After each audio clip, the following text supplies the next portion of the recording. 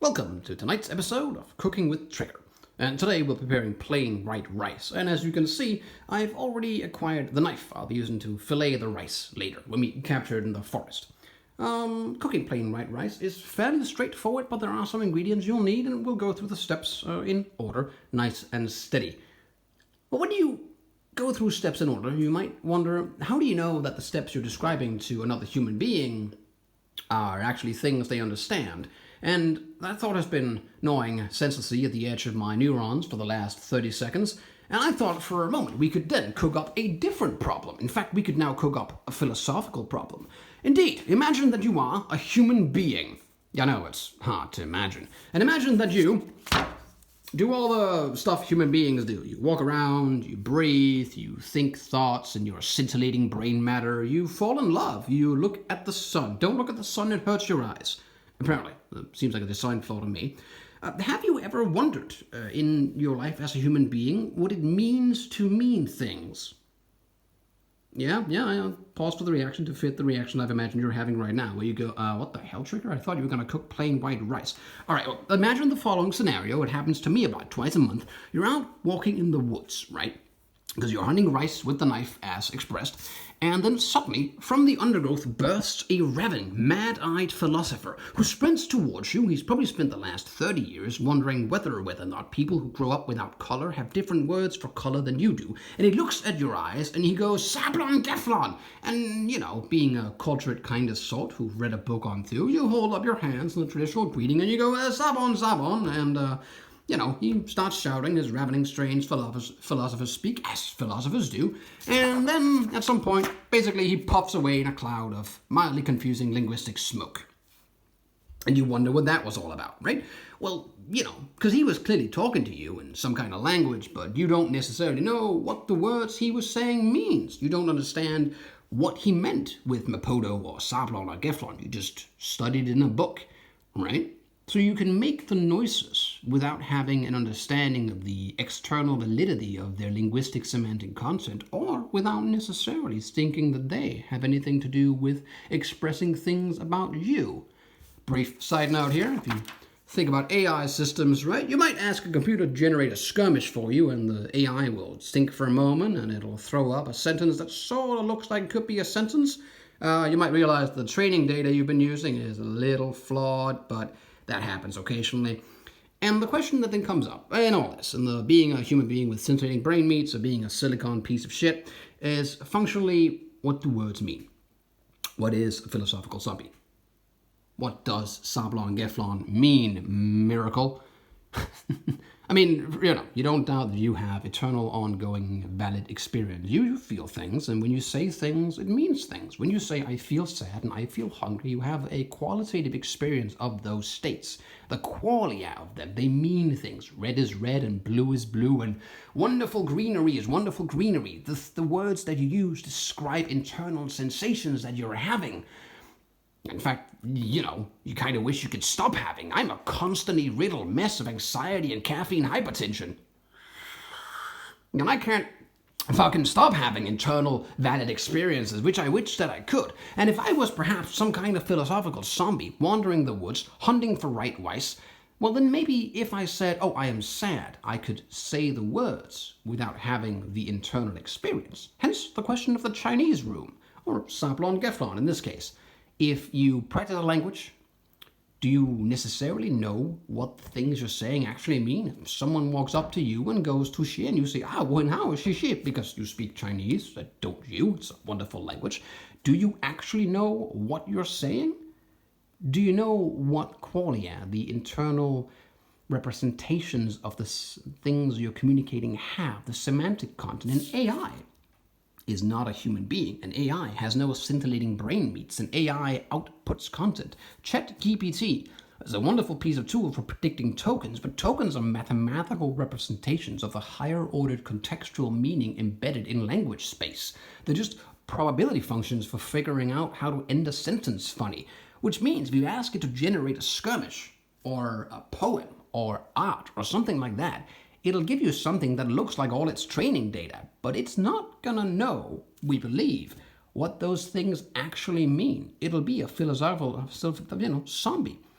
There's no qualia here. It is a representation. We have locked ourselves into a system where giant silicon brains are so very good at predicting what the next part of a sentence will be without understanding what the sentence means to the people actually saying it. And if that doesn't make you mildly worried about the potentials of this technology and the wonders of the future, then my beautiful, charming, handsome, well-teethed, muscular friend... Is that still a compliment? I honestly don't know anymore. I don't talk to a lot of people. They don't let me out very often. Then you might not be thinking too far ahead. You can do Dr. Goodpat. That's a hack of an LMM model now that someone's using, where you then describe the physical sensations of a medical experience you're having, and the text program will output what seems like a reasonable answer to your medical query. And you might think, oh, that's just like a Google search. What a brilliant idea. I ask the silicon brain to tell me if I have cancer. And yeah, it might. But a silicon brain doesn't have cells. It doesn't experience cancer. It doesn't understand sorrow. It doesn't lose something to a carcinoma. It just has all the training data representation of those things. And when it tells you that the mild pulse you feel in your left arm might or might not be cancer, it doesn't actually know anything about what that means. It's just drawing from the likely prediction of a data set, all the medical data it's trained on. And that might be 99.99 raised to the power of 10% correct. And it might also not be. And you will never know, because you can't ask the machine how it feels, miracle. That's the real horror. Because the machine will just tell you, oh yeah, well, when people ask me how I feel, the reply I should always answer is marble gobble fleplon, which means I'm doing quite well, thank you, in philosopher speak. And of course, if you say that sentence, well, then they pop away in a cloud of smoke, and it's all good. But you don't know that. And the machine doesn't know that. And maybe the machine has no way of finding out because it doesn't have an internal valid experience like you and maybe you. Yeah, it's a bit of a tickle. And it was called the Chinese experience because Chinese in general is a language based on symbols rather than the logical structures of, I say logical, but I mean the semantic structures of your standard English alphabet.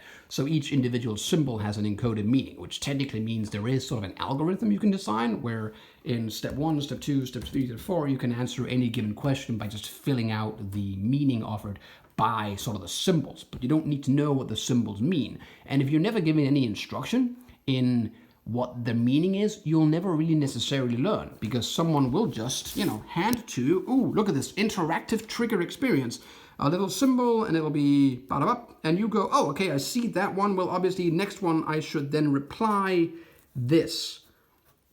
And of course, with letters, eventually you'll see that means and high is high, and glad is GLAD, right? Which means you can kind of see the same things crop up and again, and you will slowly work out the structure, which actually, by the way, is why AI systems work quite well with English text, but have a tiny bit of trouble sort of doing the same database training on vast sets of Chinese language data. It's not in any way insurmountable, it's just a fun little quirk of the training data. It takes a little longer time because there's a bunch more contextual embeddings in sort of Chinese symbology. It's funny that way, right? And so congratulations to Welcome Nightmare Hellscape. If you ask someone how they're doing, you'll never know whether they're telling you an actual felt experience or whether they are a philosophical zombie that has no internal validity of their own, no meaning in life, no qualia. They're just robot systems answering questions. And as to your experience vis-a-vis what we call classically disassociation between your emotional state, or sometimes also called, what's the fucking phrase? Instantly I forget when I need it. Now I'm just stalling for time. This is me waiting for my brain to actually work. It's not anhedonia, that's the lost sensation of pleasure. It's not the chiarchy, that's the nature of embedded power systems. Come the fuck on, brain. Usually you work pretty well. Alexithymia. Wow, that took a solid 30 seconds. Sometimes I'm worried I'm not drinking enough coffee because I run out. Like my brain just stops and it doesn't pump out the right. Alexithymia is the internal experience of having a disassociation between yourself and your emotions.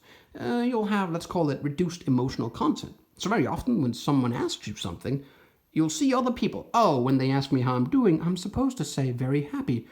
But you won't know what the words very happy means because you don't have a very strong internal sense of emotion. That's a little different from having none at all because you still have an internal experience, like there's something in your head, so to say.